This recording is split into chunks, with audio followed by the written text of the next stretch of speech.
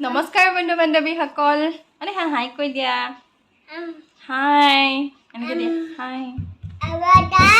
আবাদা নতুন এটি ভিডিঅ'লৈ আপোনালোক সকলোকে স্বাগতম জনাইছোঁ আচলতে আমিৰৰ লগত মোৰ এটা নতুন অভিজ্ঞতা হৈছে ঐ হা পৰিবা নকৰিবা পৰিবা নামি আহাচোন নামি আহা পৰি যাবা দুষ্ট নকৰিবাচোন নামাচোন মিৰৰ লগত মানে এটা নতুন অভিজ্ঞতা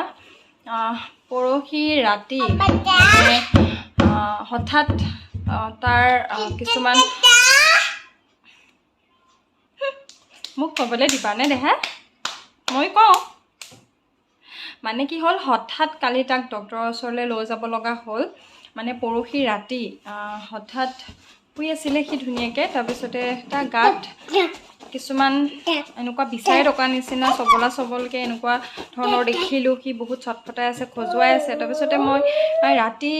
ভাবিলোঁ যে বিচাৰ কিবা হেৰি হৈছে নেকি বিচাৰে লাগিলে নেকি তাৰপিছতে এবাৰ ভাবিছোঁ যে ৰাতিখন বিচা ক'ৰ পৰা আহিব আৰু বিচনাত যদি বিচা থাকে ধৰক আমাৰ গাতো লাগিব মোৰ গাতো হ'লেও অকণমান লাগিব দেহা পৰিবাগে দেই তুমি মানে ভাবিছোঁ তেনেকৈ যে বিচা ক'ৰ পৰা আহিব মাজ ৰাতিখন আৰু থাকিলেওতো আমাকোতো লাগিব বিচা নাচিছা নেকি নাচিছা তুমি দুষ্ট কৰিছা ন দুষ্ট কৰিছা তাৰপিছত মই এবাৰলৈ ভাবিছোঁ যে বিচা ক'ৰ পৰা আহিব ৰাতি আৰু ভাবিছোঁ কিজানিবা হ'বও পাৰে মানে চিন্ময়ে কৈছে হাজবেণ্ডে কৈছে যে ই হোৱাৰ আগতে ক'ত গৈছিলে সিটো ক'তো তেনেকৈ যোৱা নাই কৈছে কিজানি মূৰে চূৰে এনেকৈ বিচা শুং লাগি আহিব পাৰে তাৰপিছতে গোটেই কাপোৰ কানি তাৰ ধুনীয়াকৈ খুলি দিলোঁ বিচনা চাদৰ উঠাই দিলোঁ কম্বল চম্বল যি লৈছিলোঁ মই চব লগালগকৈ পকাত দলিয়াই দিলোঁ বিচা আছে বুলি তাৰপিছতে কাপোৰ কানি খুলি দিলোঁ তেনেকৈ সি ৰাতিটো অকণমান চটফটাই শুলে আৰু পিছত 3টামান বজাত আৰু তাৰপিছতে ৰাতিপুৱা তাক ধুনীয়াকৈ মুগা তিয়াই একদম চেম্পু টেম্পু কৰি একদম ধুনীয়াকৈ গা ধুৱাই দিয়া হৈছে গা পা ধুৱাই নতুন কাপোৰ মানে ভাল চফা কাপোৰ পিন্ধাই মেলি দিলোঁ তাৰপিছতে সি ধুনীয়াকৈ অকণমান টোপনিও গ'ল টোপনি যোৱাৰ পিছত শোৱাৰ পৰা উঠাৰ পিছত মানে দিনত হঠাৎ তাৰ আকৌ মানে এলাৰ্জি টাইপ সেই তেনেকুৱা দেখিবলৈ পালোঁ আৰু তেতিয়া মানে সন্দেহ হৈছে যে এইটো বিচা নহয় এইটো এলাৰ্জি নিচিনা কিবা এটা হৈছে তাৰপিছতে বহুত বেছিকৈ মানে হাতত হৈছে পেটত হৈছে এনেকুৱা টাইপৰ মই ভিডিঅ' কৰি ৰাখিছোঁ চাওক এয়া দেখিছেনে হাতত এয়া চাওক একদম বিচাই ডাকা নিচিনা এনেকুৱা দমলকৈ এনেকৈ উঠিছে আৰু এইফালে পেটত বৰ্তমান পেটত নাই আৰু এইটো হাততো এয়া দেখিছে এইফালে গোটেই হাতত কাষলতিৰ তলৰ পৰা একদম গোটেই হাতখনত বুলিয়ে ক'ব পাৰি আৰু এয়া দেখিছে ই লৰাই আছে ভালকৈ দেখাবই দিয়া নাই আৰু পিঠিত আছে এইফালে ক'ত আছিলে পিঠিত এইফালে চাওক এয়া দেখিছেনে একদম চকল হৈ আছে তাৰপিছতে এনেকৈতো আৰু চাই থাকিব নোৱাৰি কাৰণ এলাৰ্জিটো মানে কেতিয়াবা কি হয় কিছুমান ধৰক আমি স্কিনত যেতিয়া কিবা বস্তু লগাওঁ সেইটো বস্তু যেতিয়া বেবীটো স্কিনত শ্বুট নকৰে তাৰ ফলতো এলাৰ্জি হ'ব পাৰে বা কিছুমান খোৱা বস্তু এনেকুৱা ধৰণৰ যদি নতুন কিবা এটা বস্তু আমি শিশুটোক খুৱাওঁ শিশুটো যদি সেয়া বস্তুখিনি মানে ছাপোৰ্ট নকৰে তেতিয়াও ধৰক এলাৰ্জি হ'ব পাৰে এনেকুৱা বিভিন্ন কিছুমান কাৰণত এলাৰ্জি হয় কিন্তু তাক আমি তেনেকৈ একো খুওৱা নাই নতুনকৈ বা একো গাত যিবিলাক লগোৱা আমাৰ প্ৰডাক্ট আমি সেইবিলাকে ব্যৱহাৰ কৰি আছোঁ আগৰবিলাকে গতিকে মোৰ মানে অকণমান সন্দেহ হৈছে আৰু ভয়ো লাগিছে মনত যে কিহৰ কাৰণে এলাৰ্জিটো হৈছে তাৰপিছতে তাক বোলো নাই দেখুৱাই আহোঁগৈ তাৰপিছত ডক্টৰৰ ওচৰলৈ লৈ গ'লোঁ তাৰপিছতে লৈ যাওঁতে মানে গম পাইছোঁ আৰু ভালকৈ ডক্টৰে ক'লে যে এলাৰ্জি এইটো কিবা এইচ কিবা বুলি ক'লে নামটো ঠিক মই ভালকৈ শুনা নাপালোঁ আৰু এইচ কিবা বুলি ক'লে হয়ে বোলে শিশুসকলৰ কেতিয়াবা আৰু সেইটো হ'লে মানে খুব বেছি পেট বিষায় লগতে আৰু মিৰ আজি কেইদিনমান কি হৈছে মানে তাৰ গেছ টাইপৰ হৈছে মই আগৰ ভিডিঅ'টোত কৈছোঁ তাৰ গেছৰ অলপ প্ৰব্লেম পাই আছিলোঁ আৰু তাৰ কাৰণে আমি মেডিচিন খুৱাই আছিলোঁ ঔষধ যিটো গেছৰ ঔষধ আমি সেইটো খুৱাই আছিলোঁ কাৰণে সি মানে পেটৰ বিষটোৰ পৰা চাগে অলপ আৰাম পাই আছে যাৰ কাৰণে সি ইমান বেছি আমনি কৰা নাই যদি আমি গেছৰ ঔষধটো নোখোৱালোহেঁতেন মানে হয়তো চাগে তাৰ প্ৰচণ্ড পেটৰ বিষ হ'লহেঁতেন আৰু সি আমনি কৰিলেহেঁতেন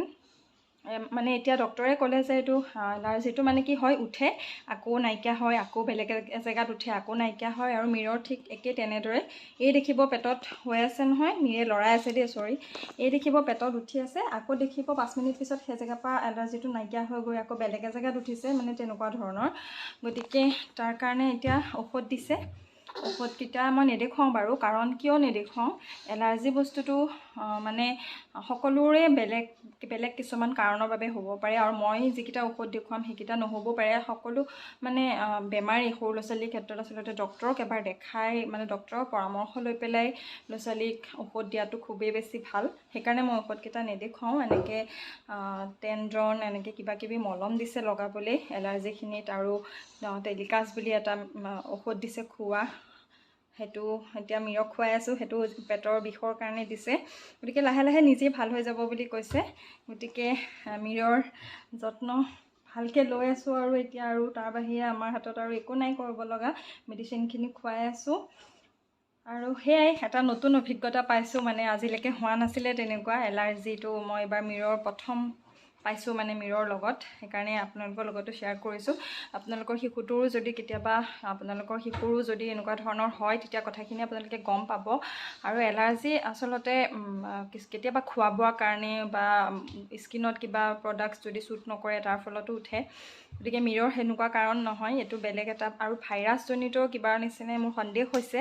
কাৰণ আমাৰ ওচৰৰ দুটা শিশুৰো এনেকুৱা হোৱা বুলি শুনি গম পাইছোঁ আমি যেতিয়া হস্পিটেলৰ পৰা আহিছোঁ ডক্টৰক দেখুৱাই। গতিকে সেয়াই আৰু, ডক্টৰক কাগজখনো মই আপোনালোকক দেখুৱাই দিম, যাতে আপোনালোকে মানে সেইখিনি মেডিচিনখিনি কথা জানিব পাৰে, গম পাব পাৰে। মীৰৰ প্ৰেছক্ৰিপশ্যনখন এয়া কালি দেখুৱাই আহিছোঁ 3 তাৰিখ, এয়া দেখিছে 3/11/2022 দিব্যান্ত। আৰু এয়া দিছে ঔষধ, ইয়াৰে বহুতকেইটা আমাৰ লগত আছেই। পেটৰ এই ৰেনি চিটটো দিছে, এইটো গেছৰ কাৰণে, আৰু কফ ৰোজ এইটো কফৰ কাৰণে, এনেকৈ দিছে। আৰু টেলিকাছটো এইটো যিটো এতিয়া বৰ্তমান মীৰক খুৱাই আছোঁ, আৰু এইটো দিছে টেণ্ডন এলাৰ্জিখিনিত লগাবলৈ। ঔষধখিনি ভালকৈ খুৱাই থাকোঁ ৰেগুলাৰ, আৰু চফা চিকুণকৈ এনেও ৰাখোৱেই বাৰু মীৰক চফা চিকুণকৈ, এইকেইদিন আৰু বেছিকৈ ৰাখিব লাগিব। আৰু এটা নতুন অভিজ্ঞতা আপোনালোকৰ লগত সেইকাৰণে শ্বেয়াৰ কৰিছোঁ। আপোনালোকৰ শিশুটোৰ যদি এনেকুৱা ধৰণৰ এলাৰ্জি কেতিয়াবা আপোনালোকে শৰীৰত দেখিবও পাৰে, একো ডাঙৰ কথা নহয়। গতিকে এলাৰ্জিসমূহ মানে কেতিয়াবা কিছুমান বেমাৰৰ ছিমটম হিচাপেও শিশুৰ শৰীৰত দেখা দিয়ে। গতিকে এই ক্ষেত্ৰত মানে মই ক'ব বিচাৰিছোঁ যে ডক্টৰক এবাৰ দেখুৱাটো খুব বেছি দৰকাৰী। যদি এনেকুৱা এলাৰ্জিৰ নিচিনা আপোনালোকৰ শিশুসকলৰ শৰীৰত দেখা পায়, লগে লগে এবাৰ এজন শিশু বিশেষজ্ঞৰ ওচৰলৈ বেবীটোক লৈ যাব লাগে, আৰু ভালদৰে দেখাব লাগে যে কিহৰ কাৰণে এলাৰ্জিটোনো হৈছে।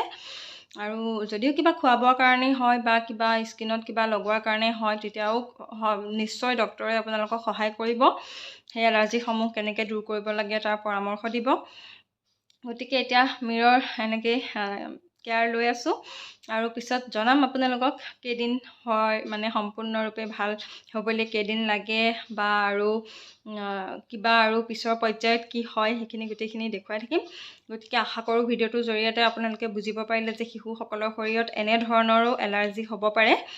গতিকে আজিৰ ভিডিঅ'টো ইমানেই আছিলে, আশা কৰোঁ ভিডিঅ'টো চাই ভাল পালে।